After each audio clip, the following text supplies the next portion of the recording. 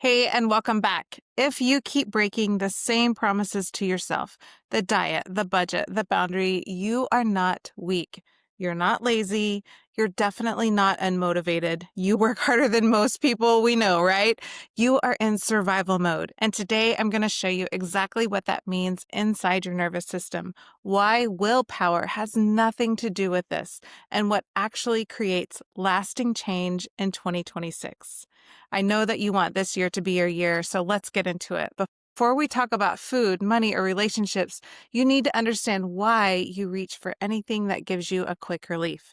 This is the moment most women think, I should know better. I do know better. Why can't I stop? Why do I keep ending up in the same place? What's wrong with me? But nothing is wrong with you. Here's the truth.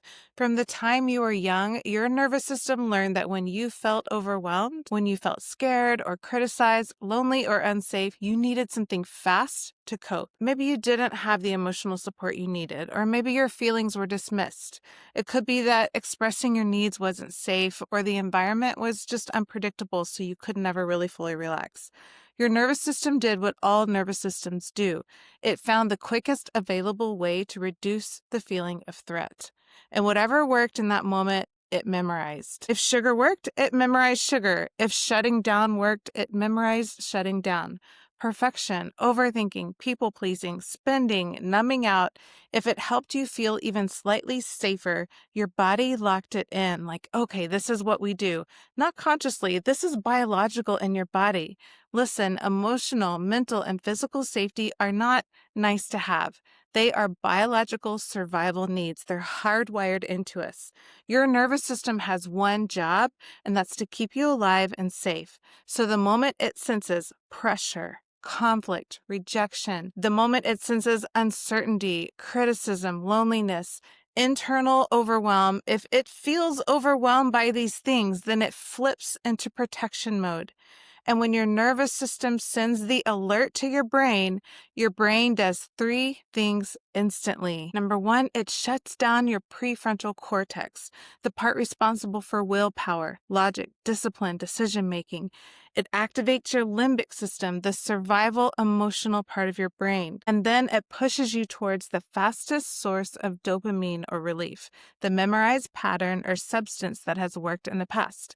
So if that was food, spending, scrolling, apologizing, shutting down, it's not because you're out of control, but because you cannot override this biology with willpower. Your nervous system will always choose what feels safe, even when the behavior hurts you long term or when you're determined not to do it.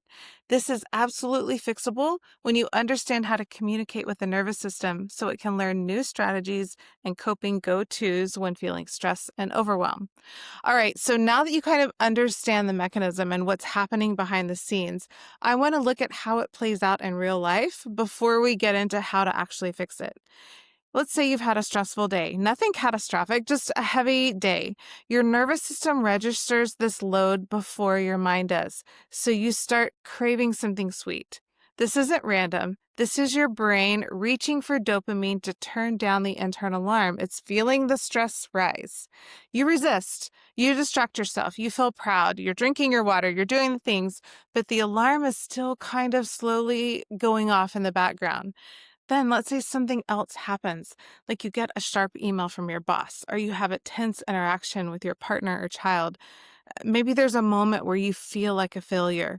Your system then reaches the point of capacity and shifts from a little stress alarm to a full-blown threat. The nervous system alarms the brain. In threat mode, your brain literally shuts off self-control. Your prefrontal cortex is gone. It's prioritizing survival. So you reach for a cookie. Sugar gives that dopamine spike. Dopamine momentarily signals, we're okay. Your body isn't sabotaging you. It's trying to save you. It doesn't understand that those mechanisms for survival don't work anymore. All right? It's literally trying to save you. But then the spiral starts. You wake up the next morning disgusted with yourself. You think it's a willpower problem. It's not. It's the nervous system memory repeating an old survival strategy. Let's jump to another example. Let's say you make a budget. You're tracking everything, you feel in control, but the minute overwhelm hits, your nervous system begins sliding into threat mode. It's sending that alarm, right? It's signaling to your brain. So you see something online, a sweater or a gadget. It's not actually the thing you really want. It's the feeling it gives you. It gives you relief. It gives you excitement, a tiny hit of power or possibility. Of course, you resist, but resisting doesn't regulate your nervous system.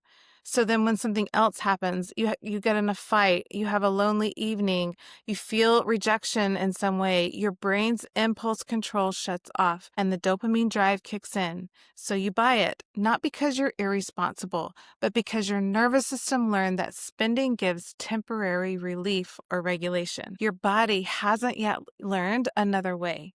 This is not a discipline problem. It's an emotional regulation problem. Now, let's look at how this plays out in relationships. Let's say you decide to start setting boundaries, to start saying no. You want to protect your time. You're really proud for a moment and you're proud of how you're showing up. But then guilt starts to rush in. Here's why. Your nervous system interprets conflict, disapproval, or potential rejection as a threat to survival, because connection equals safety and disconnection equals danger. When someone pulls away or goes quiet or seems upset, your attachment alarm goes off. Not mentally, it's physiological. Your chest tightens, your thoughts race. You feel an urgency to fix it. You can't tolerate somebody being upset or disappointed because your body believes if they're upset with me, I'm not safe. So you reverse the boundary. You apologize. You say yes again. You feel instant relief because the threat to connection is removed. But then the shame, because you think it's weakness. It's not. It is a protective reflex. Your nervous system prioritizes survival over self-respect because it believes survival depends on keeping the peace. Here's the most important thing. You cannot outperform your nervous system. You cannot discipline your way out of a biological threat response. You can't goal set your way out of dysregulation. You can't try harder when the part of your brain that literally controls trying harder is offline because of stress. So what actually works? Regulation. When your nervous system learns to feel safe during stress, your entire life changes. The food stops calling your name, spending loses its power, the boundaries no longer feel dangerous. Your goals stop collapsing on day 3. Change finally sticks, not because you're stronger, but because your nervous system is calmer, you're regulated. So I want you to tell me in the comments, which of these spirals do you recognize most? Is it food, money, or relationships? You're not alone. You're not broken. Your nervous system just needs a reset. This is the work we do inside the 8-week nervous system reset. I am starting a live group on January 7th because 2026 is our year. We're not going to focus on willpower. We're not going to focus on discipline. We don't focus on trying harder. We teach your body a new way to feel safe. So the spirals stop at the root. So if you're tired of the spirals, if you want this to be your year where food is under control, the spending is under control, the people pleasing, the relationships feel really good, I want you to join me for the nervous system reset on January 7th. This is where we teach your body how to feel safe without the old patterns so you can finally keep the promises you've been trying to make to yourself. Not because you became more disciplined. You're already very disciplined, but because your nervous system became more regulated and allowed you to follow through. The link is in the description. I cannot wait to see you on the inside. And I have so much more information I'm sharing over the next few weeks on how to begin communicating with your nervous system to actually get the results you want. I'm so excited to share these with you. Please be sure to subscribe so you know when the next episode drops.